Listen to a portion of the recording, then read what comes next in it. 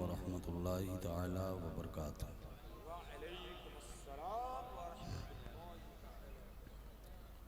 अल्हम्दुलिल्लाह अल्हम्दुलिल्लाहि व कफ़ा वस्सलातु अला इबादिहिल्लज़ीना इस्तफ़ा अम्मा बाद फ़अऊज़ु बिल्लाहि मिनश शैतानिर रजीम बिस्मिल्लाहिर रहमानिर रहीम। इन औलियाउहु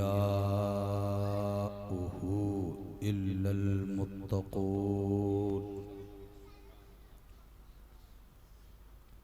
वक़ाला रसूलुल्लाहि सल्लल्लाहु तआला अलैहि वआलिहि वसल्लम मन काना लिल्लाहि कानल्लाहु लहु। सदक़ल्लाहु मौलानल अज़ीम व सदक़ रसूलुहुन नबियुल करीम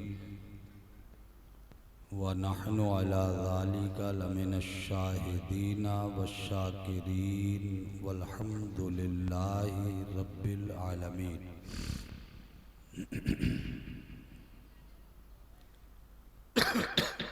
क्यों यहाँ बैठती हुआ अच्छा नहीं लग रहा है?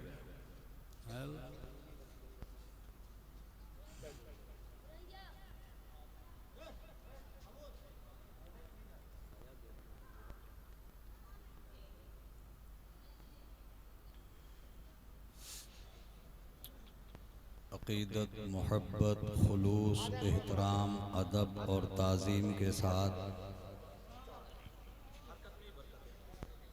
मैं और आप सब अपने और सारी कायनात के आका ओ दाता ताजदारे मदीना सुकूने क़ल्ब सीना रहमत आलम नूर मुजस्सम अनीसे बेकसां चारा साज़े दर्दमंदां फ़ख्रे रसूलां आकाए दो जहां सरवरे कोनो मकां जनाबे अहमद मुज्तबा हज़रत मुहम्मद मुस्तफ़ा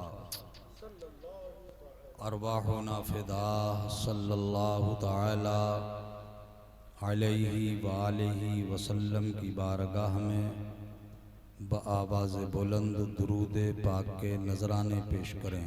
अल्लाहुम्मा सल्लि अला सय्यिदिना व मौलाना मुहम्मदिन मादनिल जूदि वल करम वालिहिल इकराम अजमईन सलातन व सलामन अलैका या रसूल अल्लाह सल्लल्लाहु तआला अलैहि व आलिहि वसल्लम।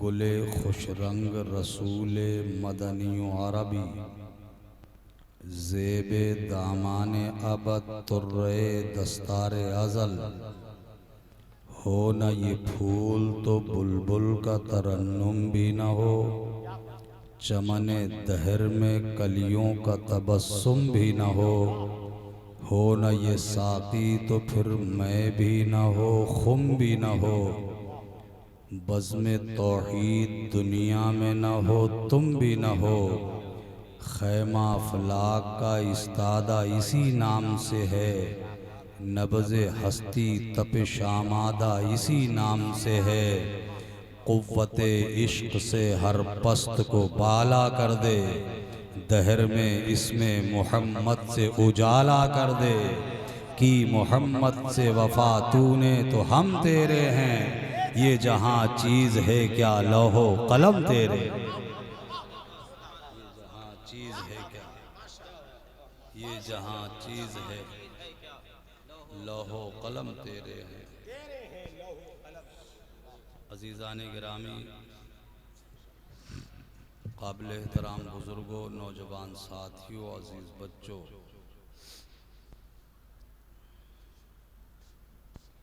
गुज़िश्ता साल भी मुझे आली जनाब इज़्ज़त माब मोहतरम आज़ाद भाई के दर दौलत पर हाज़री का शर्फ हासिल करना था, मगर मैंने इनकी इजाज़त लेकर कहीं और का सफ़र कर लिया था। इस बार जब आज़ाद भाई का मेरे पास हुक्मनामा पहुंचा तो मैंने इरादा कर लिया था कि अब कितना ही बड़ा प्रोग्राम आएगा, मैं आज़ाद भाई के घर ही जाऊंगा। बाहर का ये चूँकि हर साल बड़ी मोहब्बतों से हुजूर कुतुब रब्बानी, महबूब सुबहानी, क़िंदील नूरानी, शहबाज़ लामकानी सरकार सैयदना शेख अब्दुल कादिर जीलानी हुजूर गौसे पाक की मुबारक नियाज़ और फिर ज़िक्र की महफ़िल का एहतमाम करते हैं। इस साल भी निहायत ही तुझको एहतशाम के साथ इन्होंने लंगर भी किया होगा। अब ज़िक्र की महफ़िल सजाई है, हम और आप बैठे हैं। आप ये यकीन रख के बैठिए कि जिन जिन की दावत आज़ाद भाई ने की है वो सभी आ चुके हैं तकरीबन, और जिस ज़ाते पाक की इन्होंने दावत की है उनकी आमद की भी यकीन रखना चाहिए। चूँकि साहिब महफिल सरकार गौसे पाक रदी अल्लाह ताला अन्हु खुद इरशाद फरमाते हैं कि जब तक मैं न चाहूँ कोई मेरा नाम नहीं ले सकता, तो जब उनके चाहे बगैर कोई उनका नाम नहीं ले सकता तो उनकी मर्जी के बगैर उनका लंगर कैसे कर सकता है। तो समझो आप, लंगर का होना इस बात की दलील है कि मेरे गौसे पाक चाहते हैं। और लंगर का मतलब ये होता है कि आप उनके ग़ुलामों को तो खिला ही रहे हैं, साथ में आप बगदाद के शहंशाह की भी दावत कर रहे हैं। और हुजूर गौसे पाक रदी अल्लाह ताला अन्हु वो अल्लाह के ऐसे बरगुज़ीदा बंदे हैं, खुद इरशाद फरमाते हैं कि अल्लाह ताला ने पूरी ज़मीन मेरे सामने हाजिर कर दी है और मैं सारी ज़मीन को ऐसे देखता हूँ जैसे हाथ की हथेली को देखता हूँ। इरशाद फरमाते हैं हुजूर गौसे पाक, इस ज़मीन के किसी हिस्से पर कहीं कोई मुझसे मोहब्बत करने वाला किसी मुश्किल में गिरफ्तार हो जाए, फिर मुझ अब्दुल कादिर को आवाज़ दे तो फरमाते हैं अल्लाह ने मुझे ये ताकत बख्शी है कि मैं अल्लाह की दी हुई उस ताकत से हाथ बढ़ाकर अपने चाहने वाले की मुश्किल को आसान बना देता हूँ।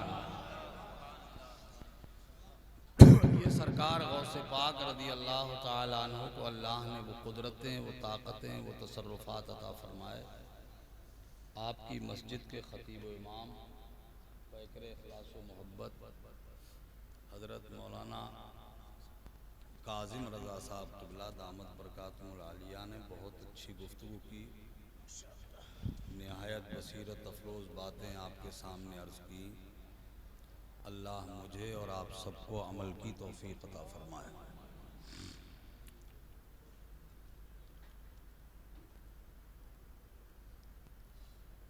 आज़ाद भाई की ख्वाहिश रहती है कि मौजू से लगती हुई गुफ्तगू होना चाहिए। मैं कोशिश करूँगा कि मैं सरकार गौसे आज़म रदी अल्लाह ताला अन्हु की सीरत तैयबा से कुछ गोशे आपकी खिदमत में रखने की कोशिश करूँ। मेरी बेटियां, मेरी बच्चियां कुछ बैठी हैं, इनके लिए दुआ कर लो, अल्लाह ताला इन्हें चुप रह करके सुनने की तौफीक अता फरमाए। आमीन आमीन, माशाअल्लाह माशाअल्लाह। वरना खामोशी ऐसा जेवर है, ये सोने के वक्त ही पहनती है। अब इन्होंने तो दुनिया को छुपा दिया है, इन्हें कौन छुपा सकता है? इन्हें तो अल्लाह ही छुपा सकता है। सही बात तो ये होगी, इंशाअल्लाह इस सिलसिले में गुफ्तगू होगी, कोई बीच में आ सकता है, माहौल बन जाए। अभी मुझसे पहले आपने बहुत अच्छी नातें, ये अब्दुर्रहमान और अब्दुर्रहीम कहाँ गए? हाँ, अरे यार कितना खाएंगे यार। हाँ?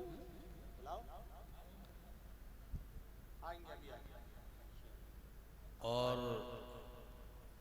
मेरे बाद आपको एक बहुत अच्छी आवाज़ में, बहुत अच्छे अंदाज में नाते पाक सुनना है, शायर अहले सुन्नत अज़ीज़ क़द्र मोहतरम शरीफ अख्तर साहब से। अब मेरे ख्याल में शरीफ भाई को भी आ जाना ही चाहिए, वो भी आगे यहीं बैठे। वो आज़ाद भाई रो के आए, मैं तो ला रहा था उन्हें, वो तो आ रहे थे। सब लोग यहाँ बैठते तो बहुत अच्छा लगता है मेंबरशिप। ये हमारे यहाँ बहुत ऐप पैदा हो गया है मेंबरों का, कि जिसने पढ़ी और वो भागा, जिसने पढ़ी वो भागा। जब मेंबर शरीफ से लोग उठ के जाते हैं तो महफिल में से ज़रूर उठते हैं लोग, इसीलिए पूरे पूरे जलसे भी कभी कभी ख़राब हो जाते हैं। तो हमने तो तकरीबन जब कोई बड़े जलसों की दावत होती है तो मैं तो जलसे वालों से कह देता हूँ कि इलाकाई उलमा को या तो बुलाना मत, और बुलाओ तो उनसे ये तय कर लेना कि सलाम पढ़ के उतरना है मेंबर से। हाँ, इससे तो ना आना बेहतर है, क्योंकि जब यहाँ से दो उठेंगे तो चार इधर से उठेंगे। अच्छा, इसे भी मुझे लगता है कुछ लोग ये नात पढ़ने वाले ना इसे हुनर समझते हैं शायद। मेंबर पर बैठना आए हुए और यहाँ से उठ के जाना ये हुनर है, नात पढ़ने का हुनर है।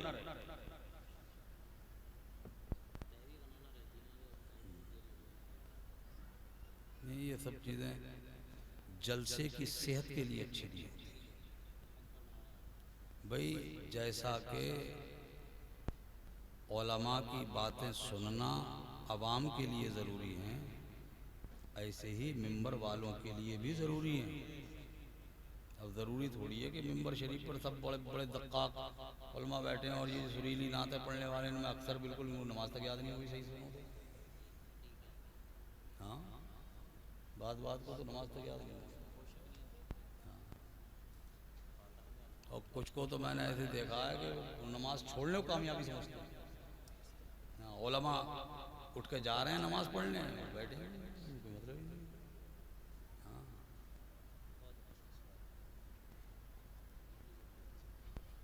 और आवाम का ये हाल है, जिसकी आवाज़ अच्छी देगी, अरे वाह वाह, अरे मज़ा आ गया। अरे नोट वाले कहाँ चले गए? अल्लाह ताला हम सबको अमल की तौफीक अता फरमाए। देखो भाइयों, आवाम ही नहीं मरई, मरंगे दरवाले भी, जाना सभी को कब्र में ही है। हाँ, सब सब कल ही खुल जाई वहाँ। हाँ, सब आ जाएगा सामने, कौन कितने पानी में है, सबकी कल ही खुलना है वहाँ, बचेगी किसकी भी ना। सही बता रहा हूँ मैं आपको। जिन्हें लोग बड़ा भारी चुकत्ता मुकद्दा देख कर समझते हैं, अरे भैया ये तो अभी उतर के आया है, समझ रहे हो आप। मुझे कभी कभी ये सब बातें कहने की नहीं होती हैं, कभी कभी मुझे खुद को बहुत शर्म आती है। ऐसा लगता है कि अल्लाह ताला अपने करम से तू वैसा ही बना दे जैसा लोग समझते हैं, वरना हर्षद खादेगी शायर अहले सुन्नत मोहतरम शरीफ अख्तर साहब, वालेकुम अस्सलाम, बहुत शानदार नात पढ़ते हैं माशाल्लाह, बहुत अच्छी अल्लाह ने आवाज़ दी है इनको। और ये नात पढ़ने वाले तो अपने अल्लाह का जितना शुक्र अदा करें ये कम है। मैं सच बता रहा हूँ, ये नेमत अल्लाह ताला किसी किसी को देता है, और वो कितना खुश नसीब होगा जो हर लम्हा अपने नबी की नात पढ़ रहा है। हर लम्हा क्या बात है, इस पे कितने मुकद्दर वाले होंगे, कितने तकदीर वाले होंगे वो लोग जिन्हें अल्लाह ने ये तौफीक बख्शी। वो किसी और के गुण नहीं गाते, जब भी गुण गाते हैं तो अपने मुस्तफ़ा के गाते हैं, अपने नबी का नाम लेते हैं, अपने आका का नाम लेते हैं। तो मैं तो कहता हूँ नात पढ़ने वालों, तुम अपने मुकद्दर पे नाज करो, अपनी किस्मतों पे नाज करो। क्या पता मेरे आका को किस दिन तुम्हारी किस नात का कौन सा मिसरा पसंद आ जाए। हाँ, एक मिसरा भी अगर कबूल हो गया तो समझो बेड़ा पार। कारी साहब दो शेर मेरे जहन में गर्दिश कर रहे हैं। हमारे मुल्क के बहुत बड़े आलिम दीन हज़रत अल्लामा मुफ्ती निज़ामुद्दीन साहब बराऊं शरीफ रहमतुल्लाह ताला अलैह, हज़रत एक प्रोग्राम में से आ रहे थे, फजर से पहले का वक्त था, बेटा हज़रत का गाड़ी चला रहा था, हज़रत तशरीफ़ फरमाते, घर के करीब में उनके गांव के पास में एक टैंकर खड़ा हुआ था, उसी में गाड़ी घुस गई, दोनों बाप बेटे वहीं शहीद हो गए। बहुत बड़े आलिम दीन थे और इतना अखलाक तो इतना बुलंद था। ये जुमला मुफ्ती निज़ामुद्दीन साहब का ये है कि साइकिल और हवाई जहाज़ का एक्सीडेंट नहीं हो सकता। हाँ, ये मुफ्ती निज़ाम एक सीमनार में तहकीक पे सीमनार चल रहा था किसी मसले पर, तो कहा कि भाई मुहक्किक बात ये चल रही थी कि कोई भी तहकीक करने वाला जब तहकीक करता है तो उसकी तहकीक किसी से टकरा सकती है। जैसे आला हज़रत के फतवा रज़विया में जो तहकीक है आला हज़रत, तो उस पर सीमनार चल रहा था कि साहब कोई भी अपनी तहकीक से आपको ये कहे कि आला हज़रत कोई हम मानेंगे, आला हज़रत की तहकीक मानेंगे, दूसरे की तहकीक नहीं मानेंगे, तो तहकीक तो कोई भी कर सकता है। तो मुफ्ती निज़ामुद्दीन साहब ने कहा था हाँ तहकीक तो कर सकता है, मगर हवाई जहाज और साइकिल का एक्सीडेंट नहीं हो सकता। यानी आला हजरत को उन्होंने हवाई जहाज बताया था और आज के तहकीक करने वाले को साइकिल की मिसाल दी। मुफ्ती निज़ामुद्दीन साहब बहुत बड़े आलिम दीन। तो हजरत मैं मुंबई में था जलसे में, 10 रोज़ा मुहर्रम के प्रोग्राम में जाता था मैं, तो हजरत, मैं ये तो नहीं कहूँगा हजरत मेरी मुलाकात को आए, हजरत को जब मेरे बारे में मालूम हुआ, पहचान पहले से थी, तो हजरत अपनी ज़ियारत कराने मुझे मुशर्रफ करने हजरत तशरीफ़ लाए और बातचीत होने लगी, बैठे थे, ऐसी बातें होने लगी। बातों बातों में हजरत ने अपने लिखे हुए कुछ शेर सुनाए मुझे, उनमें से 2 शेर मुझे याद रह गए हैं। अगर इजाज़त हो तो मैं आपकी खिदमत में अर्ज़ कर दूँ। ज़ौक़ समात अगर आपका ज़ौक़ अगर बेदार है तो आपकी खिदमत में अर्ज़ करता हूँ। वो फरमाते हैं कोई देखे तो ज़रा उनके कलंदर का मिजाज,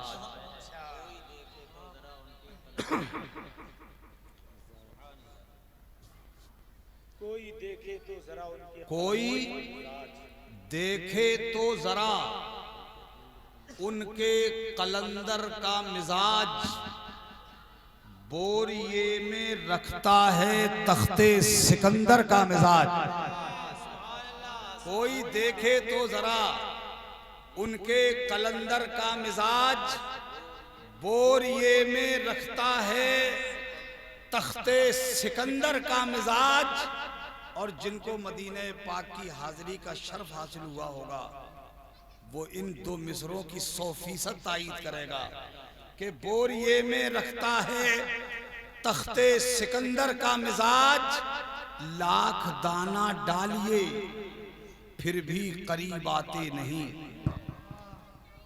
बोरिये में रखता है तख्ते सिकंदर का मिजाज, लाख दाना डालिए फिर भी करीब आते नहीं। कितना ऊंचा है मदीने के कबूतर का मिजाज। नारे तकबीर, नारे रिसालत, नारे रिसालत, मजहबे अहले सुन्नत, मसलके आला हजरत, उलमाए अहले सुन्नत, नारे तकबीर, सुभान अल्लाह। कितना ऊंचा है मदीने के कबूतर का मिजाज। और ये जन्नत तुझ में हूरो कुसूर रहते हैं। बात सच्ची हो तो कहिए सुभान अल्लाह। जन्नत तुझ में हूरो कुसूर रहते हैं, मैंने माना जरूर रहते हैं। जन्नत तुझ में हूरो कुसूर रहते हैं, मैंने माना जरूर रहते हैं। मगर ए जन्नत तू तवाफ कर मेरा, क्यों जन्नत तू तवाफ कर मेरा कि मेरे दिल में हुजूर रहते हैं। ए जन्नत तू तवाफ कर मेरा, ए जन्नत तू तवाफ कर मेरा कि मेरे दिल में हुजूर रहते हैं। यार प्यार से बोलो यार सुभान अल्लाह। ए जन्नत तू तवाफ कर मेरा कि मेरे दिल में हुजूर रहते हैं, मेरे दिल में हुजूर रहते हैं। दोस्ताने मोहतरम,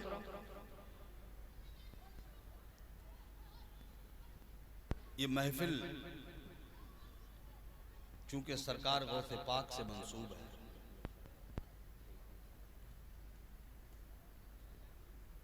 और आज मुझे आप सबको अपना दिल का दरीचा खोलकर बगदाद की तरफ लगाना चाहिए। जैसा कि सरकार मुफ्ती आज़म आलम शहजादे आला हजरत मुफ्ती मुस्तफ़ा रज़ा खां रहमतुल्लाह ताला अलैह बगदाद की तरफ अपना रुख कर लेते थे, गोया दिल का दरवाज़ा खोल देते थे और यूं कहा करते थे, करम गौसे आज़म, करम गौसे आज़म, करम गौसे आज़म, करम गौसे आज़म, करम गौसे आज़म, करम गौसे आज़म, हमारा भी रख लो भरम गौसे आज़म। करम गौसे आज़म, करम गौसे आज़म, हमारा भी रख लो भरम गौसे आज़म। ये दिल, ये जिगर है, ये आंखें, ये सर है, हमारा भी रख लो भरम गौसे आज़म। ये दिल, ये जिगर है, ये आंखें, ये सर है, जहां चाहो रखो कदम गौसे आज़म, जहां चाहो रखो, जहां चाहो रखो। मुफ्ती आज़म कहते थे, खिला मेरे दिल की कली गौसे आज़म, मिटा कल्ब की बेकली गौसे आज़म। जो डूबी थी कश्ती वो दम में निकाली, तुझे ऐसी कुदरत मिली गौसे आज़म। तेरे रब ने मालिक किया तेरे जद को, तेरे घर से दुनिया पली गौसे आज़म, तेरे घर से दुनिया पली गौसे आज़म। और सरकार गौसे आदम की शान सुभान अल्लाह। पैदा हुए जिस रात इस दुनिया में तशरीफ लाए, आपके वालिद मोहतरम शेखुल मशाइख हजरत सैयदना शेख अबू सालेह मूसा जंगी दोस्त रहमतुल्लाह ताला अलैह खुद इरशाद फरमाते हैं, जिस शब में, जिस रात में मेरे फर्जंद सरकार शेख अब्दुल कादिर पैदा हुए, उस रात में मेरे ख्वाब में मदीने के ताजदार तशरीफ लाए। हुजूर मेरे ख्वाब में आए और मुझसे इरशाद फरमाया, अबू साले मुबारक हो तुम्हें, अबू साले मुबारक। मतलब हर वली आलिम होगा, हर आलिम वली हो ये जरूरी नहीं, आम खास मतलब की निस्बत। हर वली आलिम हो ये जरूरी है।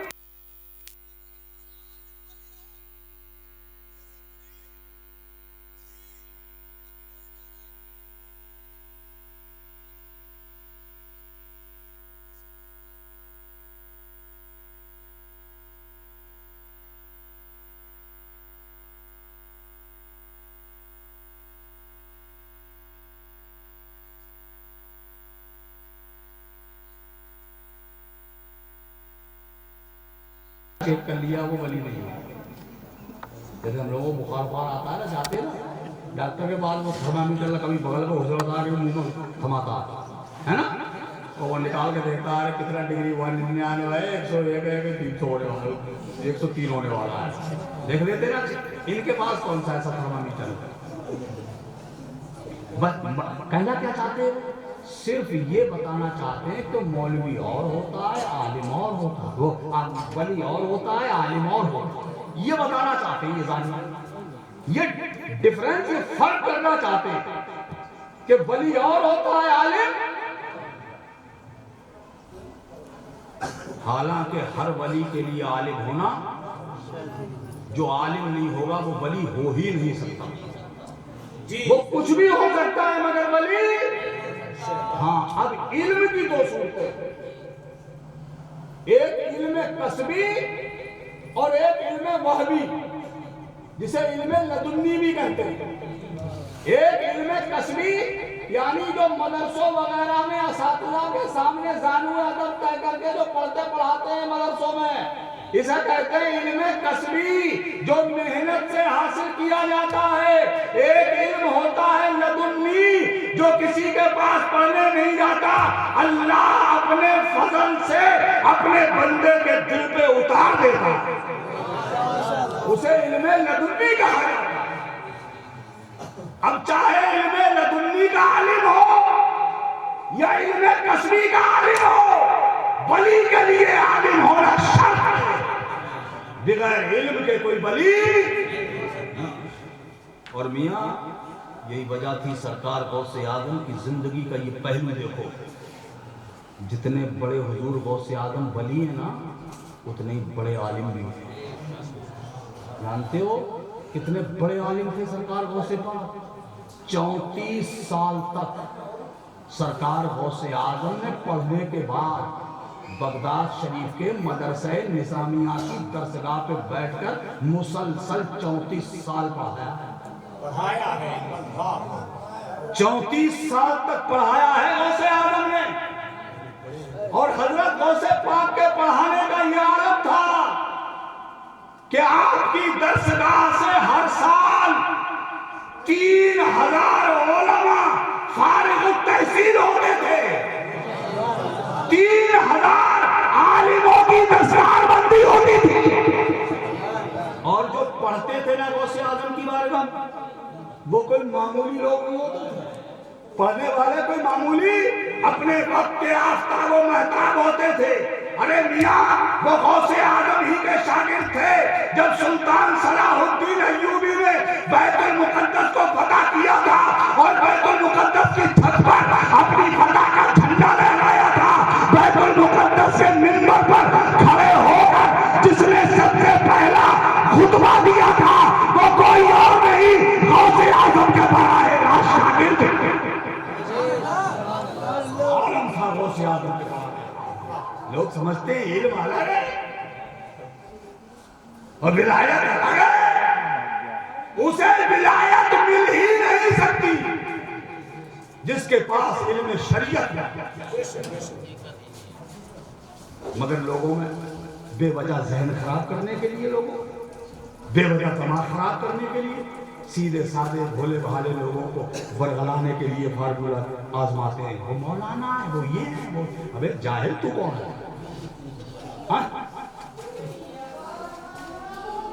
कई लोग सोचते हैं सरकार आला हजरत अजीमुल बरकत मुजद्दिद दीन मिल्लत शाह इमाम अहमद रजा खान फाज़िले बरेलवी मियां, ये नोट करके रखो, हम आला हजरत को इसलिए नहीं मानते वो कोई खासाब है, हम इसलिए नहीं मानते वो अफगानी पठान है, हम इसलिए नहीं मानते वो किसी बड़े बाप के बेटे हैं, हरगिज़ नहीं, वो जमींदार खानदान से ताल्लुक रखते थे, इसलिए नहीं मानते हैं। हम इसलिए मानते हैं कि बरेली के अहमद रजा सिर्फ आलिम ही नहीं, सच्चे अल्लाह के रसूल के आशिक सादिक थे। नारे तकबीर, नारे रिसालत, नारे गौसियत, मसलक आला हजरत। सुभान अल्लाह। आला हजरत ने सिर्फ अपना ही ईमान नहीं बचाया, हमारे ईमानों की लाज रख ली है आला हजरत, आबरू बचा ली है हमारे ईमान। या आला हजरत हम इसीलिए तो उनके गुण गाते हैं। और मियाँ, सरकार गौसे आजम की चौखट का पहरा देने वाला हिंदुस्तान में अल्लाह ने पैदा किया। बल्कि एक रिवायत में मिलता है, गालिबन हजरत शेख अब्दुल हक मुहद्दिस देहलवी रदी अल्लाह ताला अन्हु की तहरीर की हुई किताब है। उसमें फरमाते हैं कि हजरत खातून जन्नत सज्जदा तज्जबा ताहिरा आबिदा जाहिदा पारसा हजरत फातिमा ज़हरा, बोलो बोलो बोलो बोलो सुभान अल्लाह बोलो यार। इस पाक नाम पे जितनी बार सुभान अल्लाह बोल सकते हो तो बोलो। मेरे रसूल की शहजादी, मेरे मुस्तफ़ा की लख्ते जिगर, मेरे आका की साहबजादी है हजरत खातून जन्नत। उन्होंने हजरत सैयदना शेख जुनैद बगदादी या उनके हम असर किसी बुजुर्ग के ख्वाब में फरमाया कि मेरे बेटे हजरत हसन और दूसरे बेटे हजरत इमाम हुसैन, इन दोनों की शहादत के खून के बदले में अल्लाह ने मुझे मेरी नस्ल में दो ऐसे बेटे अता फरमाए, दो ऐसे बेटे अता फरमाए हैं जो इस खून पाक की लाज रखेंगे। पूछा गया बताइए वो दो साहिबजादे कौन से हैं? फरमाया एक बगदाद में शेख अब्दुल कादिर जीलानी और दूसरा हिंदुस्तान में अली अहमद साबिर कलियनी। सुभान अल्लाह। ये हजरत सैयदा फातिमा की नस्ल पाक से ऐसे करना अल्लाह। अब ये और विलायत ये लाजिम मलजूम तो नहीं है, मगर विलायत के लिए इल्म जरूरी है। मगर हाय अफसोस, क्या करें आज हमारी कौम इसी से खाई है, इल्म से बहुत दूरी है।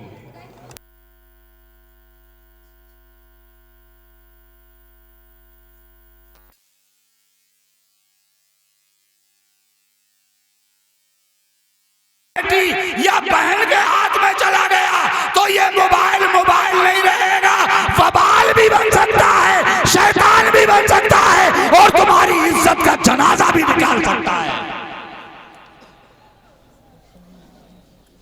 इसलिए बहुत गौर से सुनो।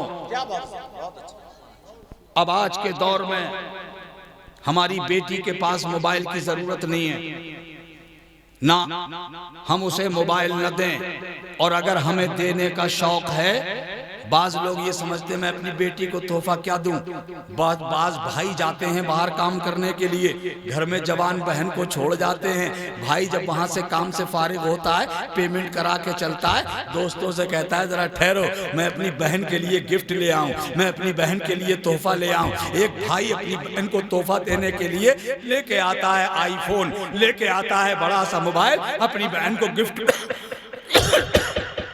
गिफ्ट में दूंगा। मैं कहना चाहता हूं मेरे भाई, तूने गलत फहमी में ये कदम उठा लिया, तुमको ये काम नहीं करना चाहिए था।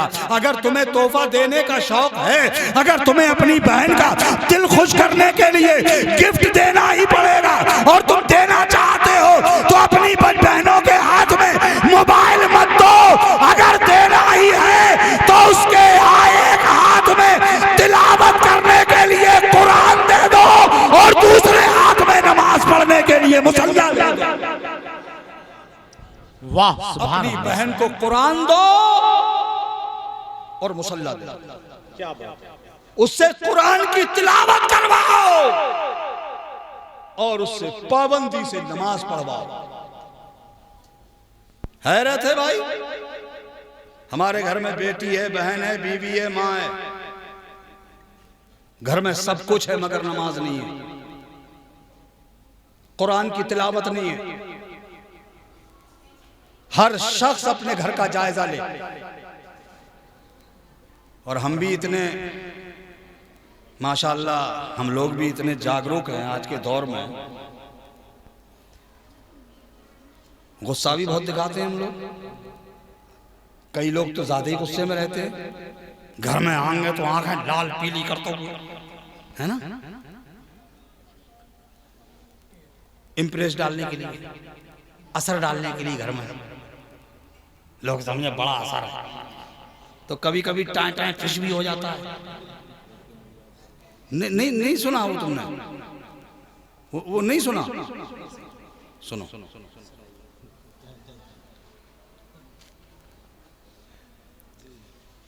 एक साहब की हुई शादी,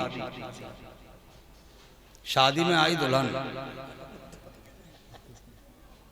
अब दुल्हन से साहब वो उन पे असर छोड़ने के लिए रोब में कहते थे भारी आवाज में, बेगम पानी लाओ वरना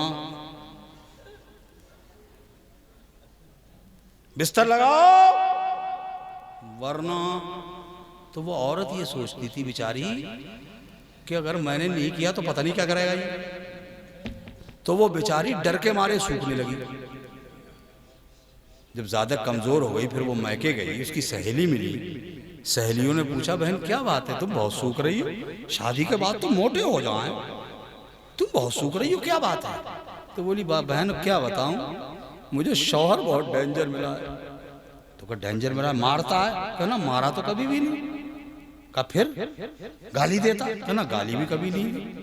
का फिर कैसा डेंजर है तुम्हारा शौहर? बोली वो जब उसे कोई काम कराना होता है तो वो एक जुमला बोलता है। कि क्या बोलता है? कि वो ये कहता है ऐसा काम करो वरना।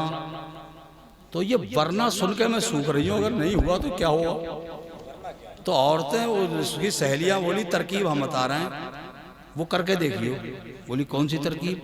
का अब की जब वो कहे ना तुमसे ऐसा काम करो वरना, तो जरा तुम हिम्मत बांध के अपने आप को मजबूत करके एक बार कोई और नहीं किया तो वो जो कुछ करने वाला होगा वो एक ही फेरे में पता लग जाएगा ये करेगा क्या। तो रोज रोज की इस डर से तो बच जाओगी। उसने कहा हाँ बात तो बहुत पते की है। अच्छा पहले का जमाना होगा वो, जिस जमाने में वो सिखा के भेजी गई होगी। आज के दौर में तो बिल्कुल पढ़ी पढ़ाई आ रही है। हाँ बिल्कुल सीखी सिखाई रेडीमेड, सही बता रहा हूं। पता नहीं क्या क्या पढ़ पढ़ के आ रही है। जिस घर में पहुंचे सत्यानाश। अच्छे खासे घर में दंगा फसाद, ये वो, बेचारे घर वाले रो रहे मत्था पकड़ पकड़। अरे कहां फंस गए यार, कहां फंस गए। मैं कहता हूं मेरी बहन, मेरी बेटी, मेरी लाडली शहजादी, जरा एक मिनट के लिए तू सोच। मिसाल के तौर पे मेरी बेटी है, मैंने अपनी बेटी का रिश्ता कहीं कर दिया, मेरी बेटी ने जाते ही उस घर में तमाशा खड़ा कर दिया, मेरी बेटी ने उस घर में जाके दीवारें लगा दी, मेरी बेटी ने घर में हॉल फॉल बकना शुरू कर दिया, तमाशे खड़े कर दिए, घर में दंगा फसाद होने लगा, घर वाले बाहर निकलेंगे। अब यकीन जानना जो चीज घर के अंदर होगी वो कुछ दिन रहेगी या कुछ दिन के बाद बाहर भी निकलेगी ना। और जो चौराहे पे आएगी लोग कहेंगे साहब तुमने अपने बेटे की शादी, तो घर मोहल्ले वाले भी कहेंगे यार क्या बेचारे का अच्छा भला घर था, अच्छी दुल्हन आई है, अच्छी शादी करी, बेचारा तबाह हो गया, बर्बाद हो गया। लोग कहेंगे कहां से रिश्ता किया, पता लगेगा मेरे गांव का, फिर नाम आएगा किसकी बेटी है, मेरा नाम आएगा तो लोग कहेंगे और मैं उसी गांव में उसी वक्त में चला जाऊं जब गली गली में मेरा चर्चा हो रहा हो। उसकी बेटी जब इतनी नालायक है तो बाप कितना नालायक होगा। सच बताना ईमानदारी से। ऐसे वक्त में मैं उस गांव में जाऊं तो क्या उस गांव के लोग मेरी इज्जत करेंगे? मुझे कोई सलाम करने को तैयार होगा? कोई मेरा हाथ पकड़ के अपने घर ले जाने के लिए तैयार होगा? नहीं। लोग हिकारत से देखेंगे, नफरत से देखेंगे। जब बेटी इतनी बुरी है तो बाप कितना बुरा होगा। आज की बेटी इतना समझती भी नहीं अगर मेरी बेटी नेक है, परहेजगार है, अच्छी है, मुत्तकिया है, पूरे घर को लेके चल रही है, पूरे घर की खिदमत कर रही है, अपने ससुर को बाप मान रही है, अपनी सास को माँ मान लिया है, अपने शौहर के बहन भाइयों को अपना बहन भाई मानकर पूरे घर की खिदमत कर रही है, घर वाले बहुत खुश हैं, उसकी बरकतें भी घर में नजर आ रही हैं, तो ये चीजें घर के बाहर भी निकल के जाएंगी। लोग कहेंगे दुल्हन मिली है तो फुला साहब के घर आई है, कितनी नेक दुल्हन है, कितनी पारसा दुल्हन है, उसके कदमों की बरकत से उसका घर जन्नत निशा बन गया है, पूरा घर खुश है। लोग कहेंगे यार रिश्ता उसने कहां से किया है, नाम मेरे गांव का आएगा, फिर पता चलेगा किसकी बेटी है, नाम मेरा आएगा। जब लोग सोचेंगे यार जब बेटी इतनी अच्छी है तो बाप कितना अच्छा होगा। नारे समझ आ रही है? नारे रिसालत, नारे गौसियत, मसलके आला हजरत, मसलके आला हजरत, नारे तकबीर। सोचेंगे ना लोग जब बेटी अच्छी है तो बाप भी अच्छा होगा। इसी पीरियड में मैं उस गांव में चला जाऊं, लोग मुझसे कहेंगे हाँ फुला साहब के समधी साहब आ रहे हैं, फुला साहब के ससुर साहब आ रहे हैं, लोग बढ़ कर के मुझे सलाम करेंगे, कई लोग मेरा हाथ पकड़ के अपने घर ले जाने की कोशिश करेंगे। ए बेटी देख, तेरी एक नेकी ने, तेरे नेक अमल ने, तेरे नेक किरदार ने तेरे बाप का सर ऊंचा कर दिया और तेरी बदअमालियों ने तेरे बाप को जलील। आजकल की बेटियां इतना भी नहीं समझती हैं। तुम चाहो तो अपने माँ बाप का सर ऊंचा कर सकती हो और तुम चाहो तो अपने माँ बाप को जलील कर सकती हो। अच्छा एक बात और मैंने इसमें गौर किया है, हम लोग जब अपने लड़के के लिए दुल्हन ढूंढते हैं, बहू तलाश करते हैं, तो हम सोचते हैं ऐसी मिले जैसे राबिया बिसरिया, हाँ? इतनी नेक, इतनी परहेजगार, इतनी मुत्तकिया आए तो पूरे घर की खिदमत करे, सबकी खूब, सबकी सब प्यारी रहे, पूरे घर को मना के चले, पूरे घर की ससुर के भी कपड़े धोए, साले के भी धोए, अपने देवर के भी धोए, अपनी तमाम उसकी जो नंदें वगैरह हैं सबके कपड़े धो के पूरे घर की खिदमत करे। ऐसी दुल्हन मिले, हम कुछ भी कहें कुछ ना कहे लौट के, ऐसी दुल्हन सब आदमी ऐसी ढूंढते हैं ना? सही बताइए ईमानदारी से, अच्छा ढूंढते ना, मगर अपनी बेटी के बारे में क्या ख्याल है? अपनी बेटी के बारे में क्या ख्याल है? हमारी तो धोबन मर गई, अपनी के लिए सोचिए।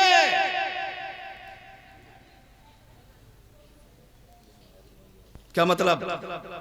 हम अपनी बच्चियों को ऐसी ट्रेनिंग देते ही नहीं,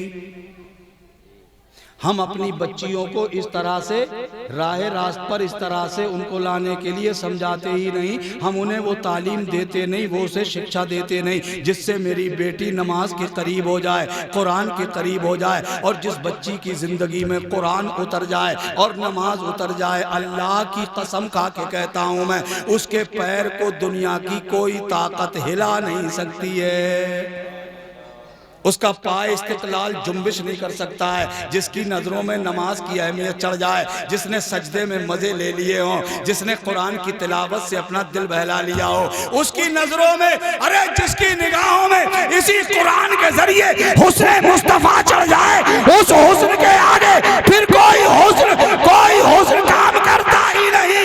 इसलिए कि बरेली के आला हजरत ने कहा वो कमाले हुस्न हुजूर है कि गुमाने नक्श जहां नहीं, यही फूल खार से दूर है, यही शम्मा है के धुआं।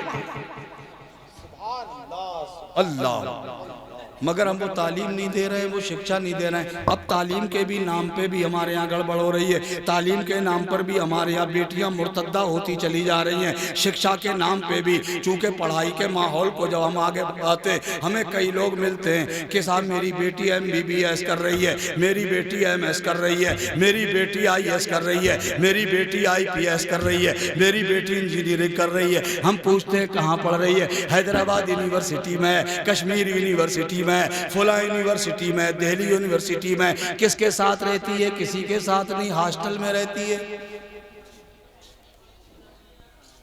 बहुत अच्छी तालीम हासिल करवा रहा हूँ अपनी बेटी को, हायर एजुकेशन के लिए मैंने तैयार किया अपनी बेटी को। पता चला जो MBBS कर रही थी वो रामलाल के साथ चली गई।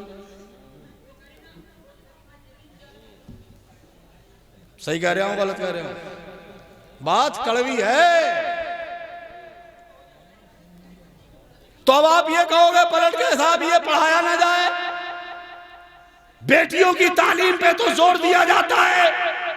मैं कहता हूं हां, जहां बेटों की तालीम जरूरी है वहां बेटियों की भी तालीम जरूरी है, मगर उस तालीम के लिए हमें अपनी बेटियों की तालीम के लिए खुद इंतजाम करना पड़ेगा। उसके लिए काम ये करना है, हम अपने स्कूल खुद बनाएंगे, हम CBSE बोर्ड के स्कूल खुद तामीर करेंगे, इंग्लिश मीडियम का स्कूल हम खुद बनाएंगे, अपनी लड़कियों की तालीम के लिए, तालीम निस्वा के लिए हम ये काम खुद करेंगे। अब कहोगे साहब ये पूरा गांव कैसे करेगा? कर सकते हो, बहुत आसानी से कर सकते हो मेरे भाई, थोड़ी सी सोच बदलनी पड़ेगी। अच्छा कभी कभी मैं सोचता हूं वो कौम क्या स्कूल बनाएगी जो कौम अपनी मस्जिद के इमाम का गल्ला नहीं देती है?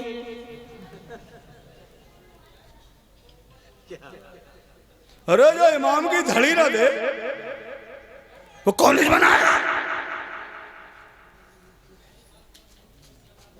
स्कूल तामीर करेगा।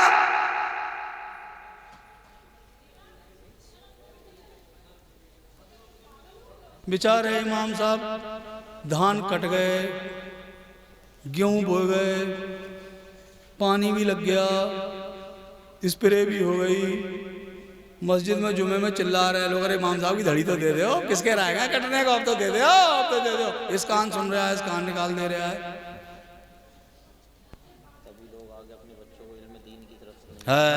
मेरे भाई। आज आप देखोगे आलिम मिलेगा तो गरीब का बच्चा, हाफिज मिलेगा तो गरीब का बच्चा, मुफ्ती मिलेगा तो गरीब का बच्चा, मालदारों के बच्चे हाफिज नहीं मिलेंगे, आलिम नहीं मिलेंगे, मुफ्ती नहीं मिलेंगे, कारी नहीं मिलेंगे। क्यों? इसका सबब जानने की कोशिश की है कभी? आदमी सोचता है यार 8,000 मिलेंगे, अगर मेरा बच्चा हाफिज हो गया, इमामत करेगा 8,000 मिलेंगे, 6,000 मिलेंगे, 10,000 मिलेंगे, बहुत ज्यादा मिल गए तो 15,000, और 15,000 रुपए तो मेरे बच्चे का जेब खर्च नहीं है। इतने से पैसों में कैसे गुजारा करेगा वो?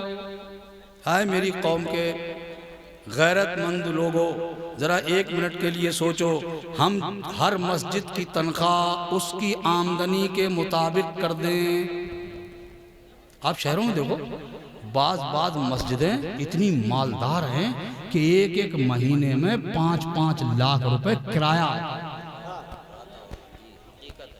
मैं सच बता रहा हूं, 5-5 लाख रुपए किराया आता है। मार्केट से इतना मार्केट होता है, इतनी प्रॉपर्टी होती है मस्जिद की, और तनख्वाह पूछो इमाम साहब की, वही 8,000 है, 10,000 है, 15,000 है। हमने कहा ये जो बाकी रुपया वो कहां जा रहा है?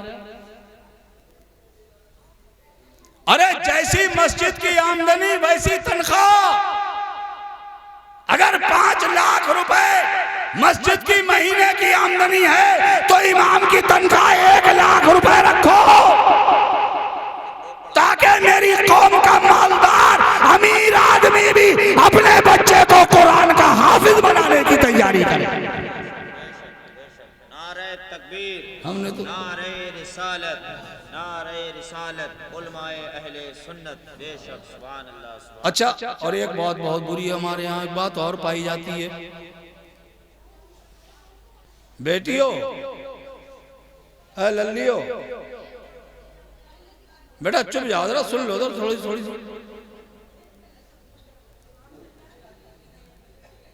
तवज्जो है। खत्म करूं? नहीं, लंबा हो गया किस्सा है। असल में हम लोग शायद जलसे को कुछ और सोचते हैं, शायद तरन्नुम को जलसा समझते हैं हम लोग, है ना? और मैं एक बात बताऊं, जो मैं कर रहा हूं यही असली जलसा है। जो मैं कर रहा हूं ये ओरिजिनल जलसा है। हम तरन्नुम सुनते, अल्फाज नहीं सुनते। बेशक हमारा एक और ऐब है, जहां 4 आदमी बैठेंगे, कहीं की बातें चलती हो, बातों में घुमाए फिरा के लांगे मस्जिद के इमाम पे।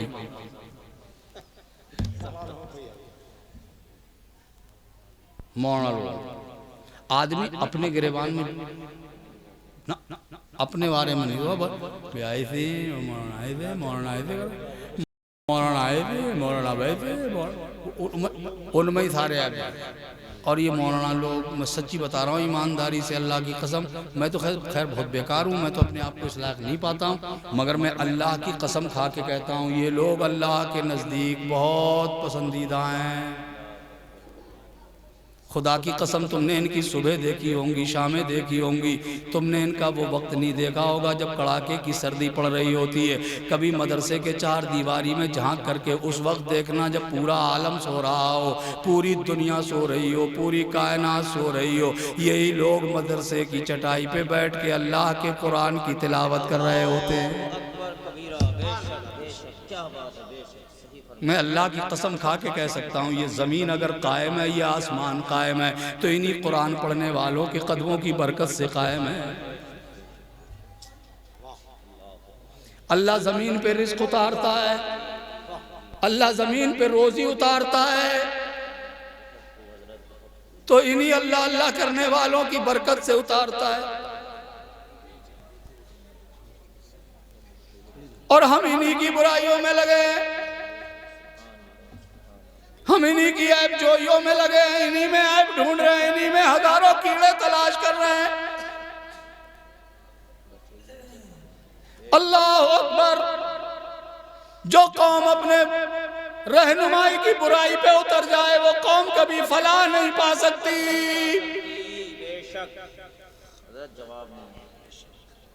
और वो भी इतने अच्छे भले लोग जहां तुम्हारी औलाद तुम्हारे काम ना आए, जिनके लिए तुमने पूरी जिंदगी कुर्बान कर डाली, न रात देखी न दिन देखा, न मौसम देखा, न सर्दी न गर्मी, भागे फिरते रहे अपनी औलाद के लिए। सरमाया जमा कर ले, माल जमा कर ले, मकान बना ले, दुकान बना ले, बैंक बैलेंस कर ले, प्लाट खरीद के डाल ले, सरमाया जमा करने के लिए भागते रहे।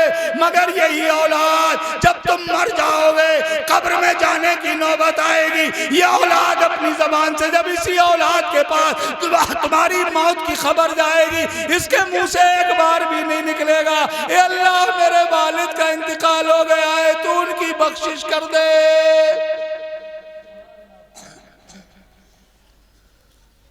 मगर यह मस्जिद का इमाम है,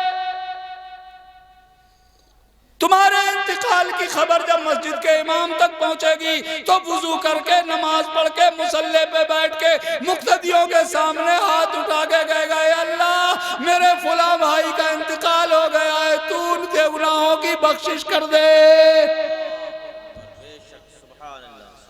जो औलाद हमारे लिए बख्शिश की दुआ नहीं करती, क्या बात है, सोचो जरा, गौर करो मेरे भाइयों। इमाम हमारे लिए दुआ करता है, हमारी जिंदगी की आग, हमारी जिंदगी की नमाज जो पढ़ी जा रही है, चारपाई पे हम पढ़े हैं, हमारी नमाज जनाजा पढ़ने के लिए हमारी औलाद या तो दूर खड़ी है, और अगर आ भी गए सब में तो उन्हें याद ही नहीं है क्या पढ़ना है। वो ये नहीं कहेंगे अल्लाहुम्मा अग़फ़िर ले हय्यिना व मय्यितना व शाहिदना व गायबना व सगीरना व कबीरना व ज़करिना व उन्साना।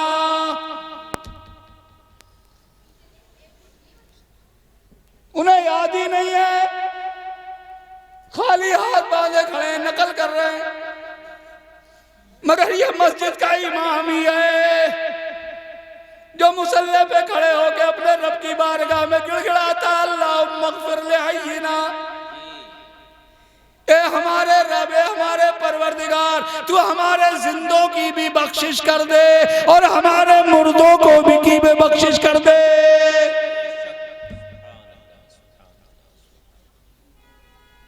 जो यहाँ मौजूद है उन्हें भी बख्श दे, जो मौजूद नहीं है उन्हें भी बख्श दे। यही दुआ कर रहा है मुसल्ले पे खड़े हो गए, अल्लाह तू हमारे मर्दों को भी बख्श दे, हमारी औरतों को भी बख्श दे। और हम उसी में ही बुराई निकाल रहे हैं।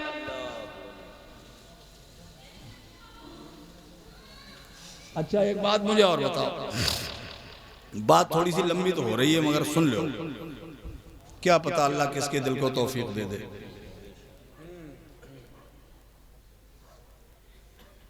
ये उलमा पैदाइश से लेके मरने तक, और सिर्फ मरने तक ही नहीं, मरने के बाद भी धकिया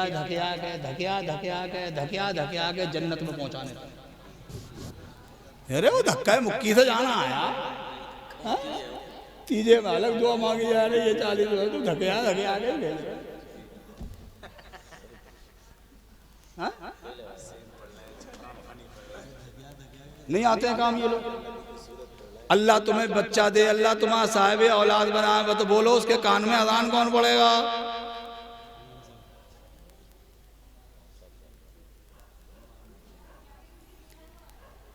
बच्चे की तुमने करा ली खतना, मिलाद कौन पड़ेगा? लल्ला हो गए तुम्हारे 4 साल 4 महीने 4 दिन के, बिस्मिल्लाह कौन पढ़ाएगा? और आगे बढ़ो, लल्ला हो गए जवान, तुमने तय कर लिया मोटा था रिश्ता, समझ रहे हो? मोटा था, अरे सब समझ रहे हो ये, इसमें तो हम सभी माहिर हैं, हल्के फुल्के में तो काम नहीं चल। जिसका मैं तो देख रहा हूँ आजकल, जिसका लौंडा थोड़ा बहुत ठीक ठाक कमाने लगा ना, तो बुढ़े के पांव जमीन पर लगी नहीं रहे, वो सीधे मुंह बात करने को तैयार नहीं। ये हाल हो गया।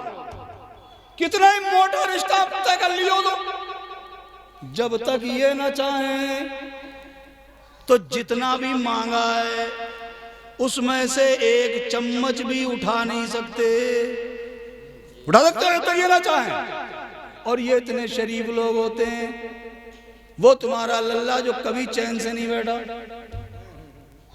हाँ, जिसका जिस्म फड़कता ही रहता हो, उसे दूल्हा बना दो, बिल्कुल राइट टाइम, है ना?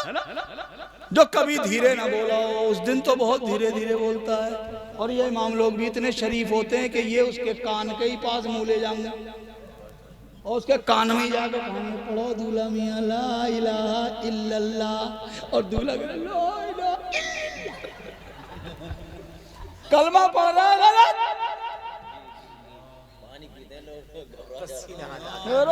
फिर हिज्जे करवा रहा है इमाम साहब,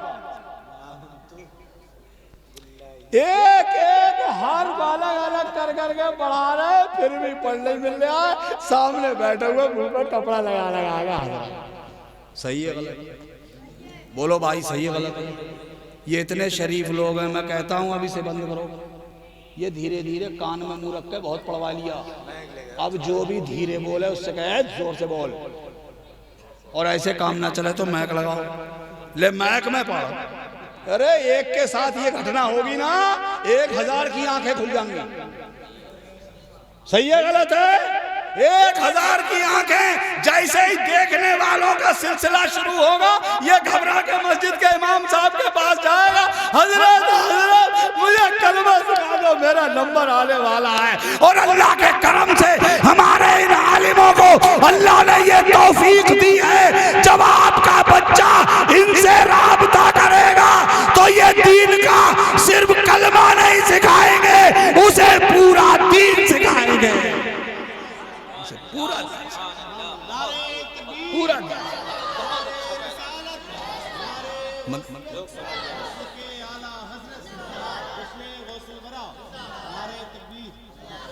देखो माशाल्लाह हमारे आजाद भाई ने,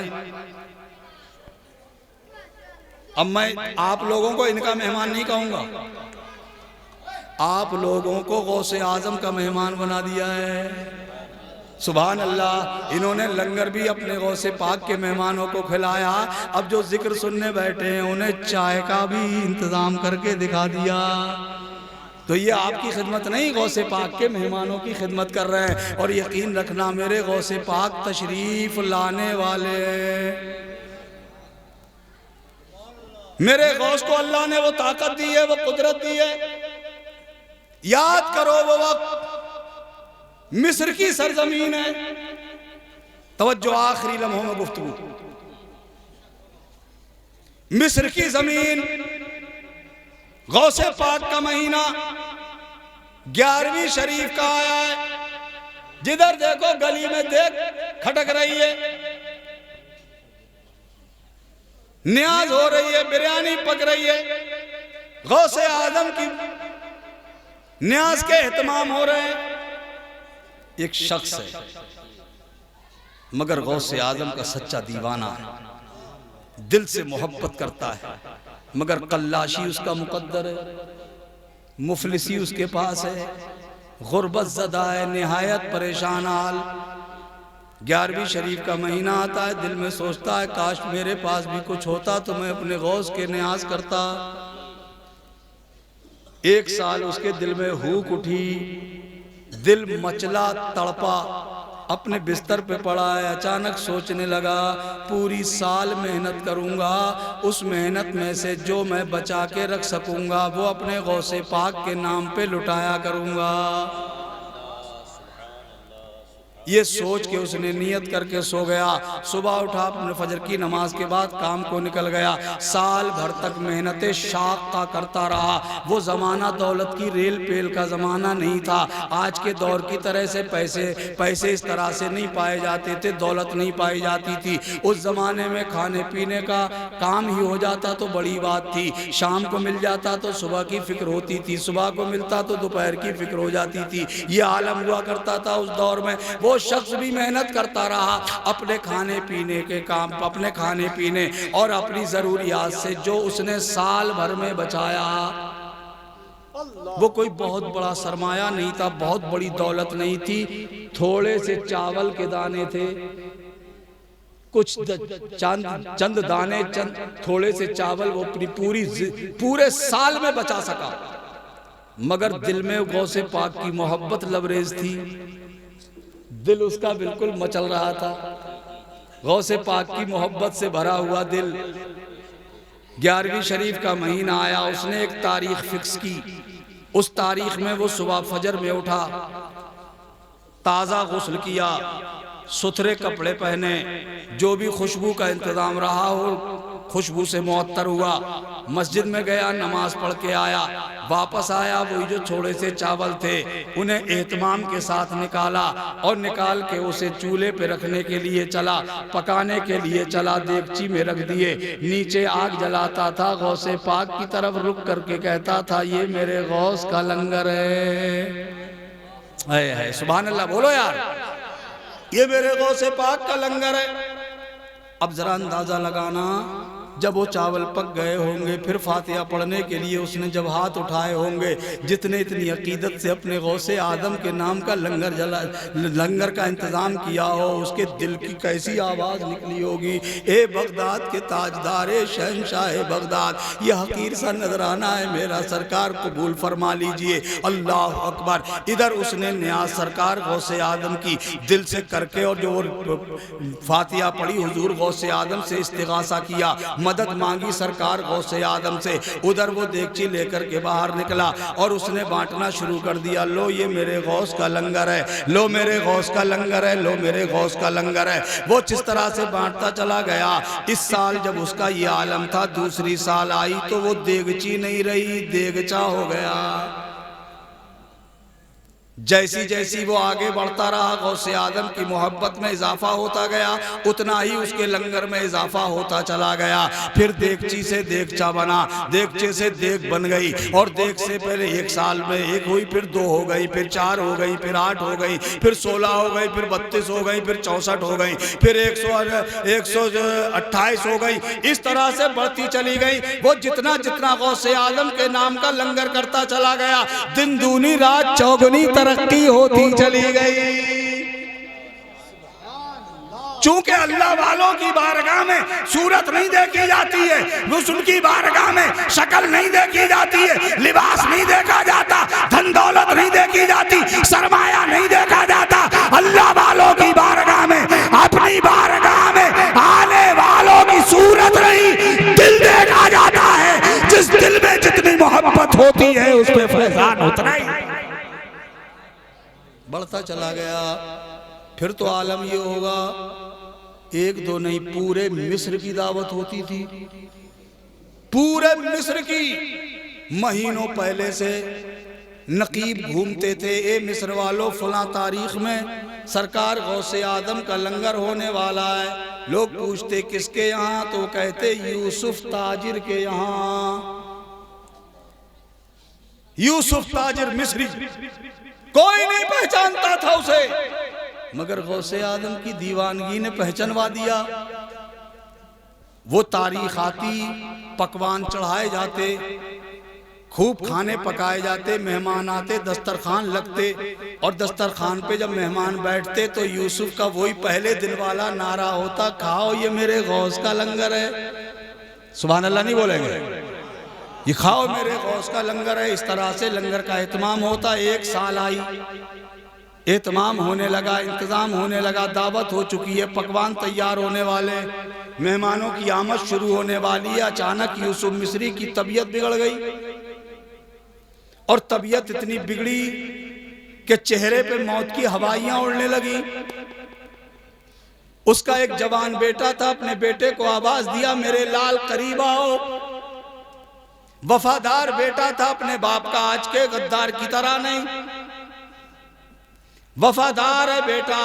तड़प के अपने वालिद साहब की खिदमत में आया, चेहरे पे मुर्दनी देखी, तड़प गया। बेटा बोला बाबा क्या बात है? कहा बेटा मेरी तबीयत अचानक खराब हो गई है। बेटे ने कहा बाबा फिक्र ना करो, मिस्र का बड़ा से बड़ा हकीम और तबीब आपकी खिदमत में हाजिर होगा, अभी जाता हूँ लेके आता हूँ। बाप ने अपने बेटे का हाथ पकड़ लिया, कहा मेरे लाल कहीं ऐसा ना हो जब तक इराक से तिरयाक लाया जाए मार गजीदा मर जाए। कहीं बेटा ऐसा ना हो कि जब तक तुम हकीम को बुला के लाओ मेरी सांसों की दो डोर टूट चुकी हो। मेरे बेटे मैं तुझसे आखिरी वक्त में कुछ कहना चाहता हूं। बेटा अपने बाप की चारपाई की बाली पे बैठ गया, अब्बा जान का हाथ पकड़ के बोला बाबा फरमाइए क्या कहना चाहते हैं आप? कहा मेरे लाल तू सच बताना, जिस दिन से तूने मेरे आंगन में आंख खोली है आज तक, आज की तारीख में तूने क्या होते देखा है? कहा मैंने आज की तारीख में गौसे आजम का लंगर होते देखा है। कहा बेटा इसमें कभी कोई बाधा आई, कोई कमी आई? का ना बाबा। तो कहा बेटा मुझसे आज वादा कर, मेरे हाथ पे मुझसे वादा कर मेरे लाल, अगर मेरा इंतकाल हो जाए, अगर मैं मर जाऊं तो तू मेरे गौसे आजम के लंगर में बाधा तो नहीं लाएगा, किसी को खबर तो नहीं करेगा, आंखों से आंसू तो नहीं बहाएगा। बेटा तड़प के बोला बाबा कैसी वसीयत कर रहे हो, जिसका बाप मर जाए बेटे के आंसू ना निकले, यह कैसे मुमकिन है? कहा मेरे लाल मैं यही तो तुझसे कहना चाहता हूं, तू आंसू बहाएगा दुनिया समझ जाएगी, मेरे गौसे आजम के लंगर में बाधा पड़ जाएगी। और मैं चाहता हूँ जीते जी जिस गौसे पाक के लंगर में मैंने कभी कोई कमी नहीं होने दी, मेरी मौत की वजह से उसमें कमी नहीं होनी चाहिए। अल्लाह अकबर। बेटे ने चारों नाचार अपने अब्बा जान के हाथ पे ये वसीयत कबूल की और कसम खाई अब्बा आंसू नहीं बहाऊंगा। इधर उसकी हिचकी, इधर उसने वादा किया और इधर एक हिचकी आई। मोहम्मद यूसुफ की रूह निकल के कफ्से उनसरी से परवाज कर गई। वो बच्चे की आंखों में आंसू आए, मगर बाप की वसीयत सामने खड़ी हो गई। आंसू वापस पी लिए, अपने वालिद के चेहरे पे कपड़ा डाला, जनाजा उठाया, मकान में ले गया। एक रूम में ले जाकर मकान में कुफल लगा दिया, ताला लगा दिया। बाहर आया, मेहमानों की आमद शुरू हो चुकी थी। खुशी खुशी दस्तरखान लगवाए, मेहमानों को बैठाया। पहले बाप अगवाई करता था, बेटा अगवाई कर रहा है। खाओ मेरे गौस का लंगर है, खाओ मेरे गौस का लंगर है। सुबह से शाम तक लंगर चलता रहा, उसी शान से लंगर चलता रहा। बेटा पूरा दिन गौसे आजम के मेहमानों की दावत करता रहा, खिलाता रहा, आते रहे खिलाता रहा। शाम के वक्त एक नूरानी बुजुर्ग आए, चेहरे पे नूर। उनका नूरानी चेहरा देखकर बेटा आगे बढ़ा, अदब से सलाम किया। बुजुर्ग को आगे लेके आया, हुजूर आइए तशरीफ रखिए दस्तरखान पर। दस्तरखान लगाया गया, उनके सामने पकवान रखे गए। बुजुर्ग हैं, इधर देखते हैं, इधर देखते हैं, इधर उधर देखते हैं। यूसुफ का बेटा सामने है। कहा हुजूर इधर उधर क्या देख रहे हैं? फरमाया बेटा तुम अगवाई कर रहे हो, हर साल तो हमारी खिदमत मोहम्मद यूसुफ करते थे, अब तुम्हारे वालिद कहाँ हैं? वो जो सब्र की दीवार अपने आंखों के आंसुओं के सामने खड़ी कर रखी थी बेटे ने, बुजुर्ग के कहने पे धड़ाम से गिर गई। रुका हुआ सैलाब आंखों से बहने लगा। बुजुर्ग का हाथ पकड़ा नौजवान ने, मकान के अंदर ले गया, ताला खोल के सामने जनाजा रखा था। बेटे ने रोते हुए कहा ये है मोहम्मद यूसुफ जिनका इंतकाल हो चुका है। अल्लाह अकबर। बेटा धाड़े मार के रो रहा था। सर का वो बुजुर्ग आगे बढ़े और आगे बढ़कर आपने चेहरे से पर्दा हटाया, कपड़ा हटाया, कान के पास मुंह ले गए और फरमाया यूसुफ हमें बगदाद से बुलाया है, खुद चादर ओढ़ के सो गए हो। वाह सुभान अल्लाह। यूसुफ ये नहीं चलेगा, उठो उठो यूसुफ उठो। इतना कहना था, मोहम्मद यूसुफ अपनी चारपाई पे ला इलाहा इल्लल्लाह मुहम्मदुर रसूलुल्लाह कलमा पढ़ते हुए उठ के खड़े हो गए। सुभान अल्लाह। सामने बुजुर्ग देखे, कदम चूम लिए, बेटे को बुलाया अपने लाल को और बुला के कहा बेटा पहचानते हो इन्हें, जानते हो इन्हें? बेटा बोला बाबा पहली बार देखा है, आज तक देखा नहीं, पहचान नहीं सका। फरमाया मेरे बेटे, अरे जिस जात के लिए मैं पूरी जिंदगी लंगर करता रहा, अरे वो यही तो बगदाद के गौसे आजम है, यही तो शेख अब्दुल कादिर जिलानी। सुभान अल्लाह जिंदाबाद। यही तो शहंशाह बगदाद है। अल्लाह अकबर। मेरे गौसे आजम, खास तौर से जिस दिन न्याज हो मेरे गौस पाक की, उस दिन कोई किसी शक्ल में तुम्हारे घर आ जाए, उसको अपने यहां से टालना नहीं, महरूम मत वापस जाने देना, दरवाजे से उसे टालना नहीं, उसे जरूर उसकी खिदमत हद से ज्यादा करने की कोशिश करना। क्या पता मेरे गौस का करम किस शक्ल में है और हमारा बेड़ा पार हो जाए।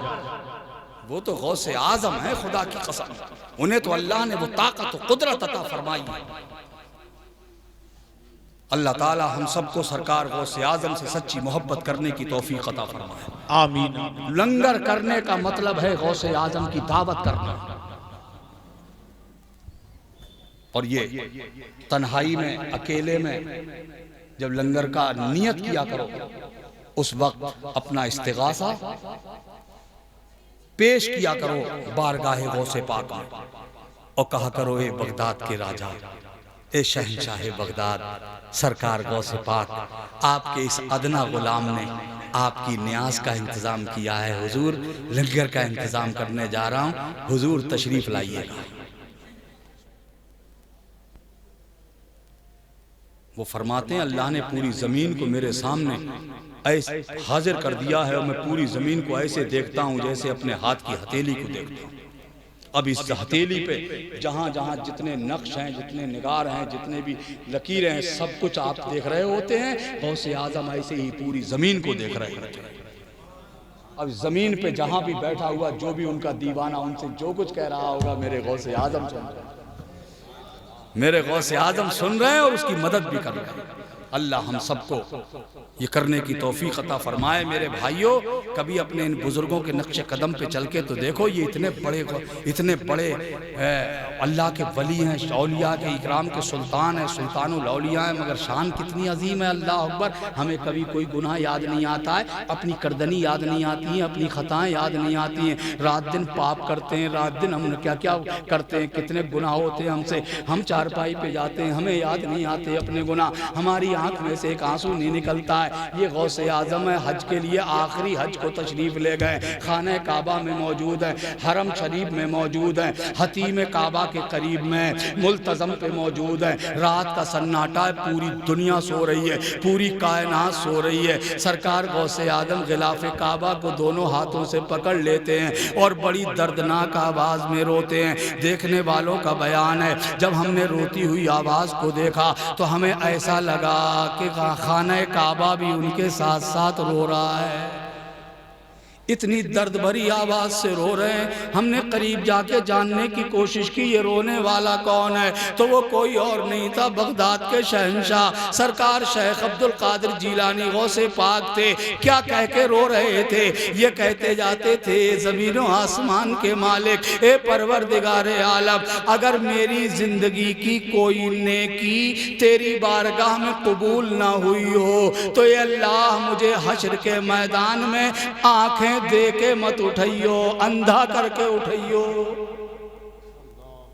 मुझे हश्र में अंधा करके उठाना ताकि मैं तेरे नेक बंदों के सामने शर्मिंदा ना हो।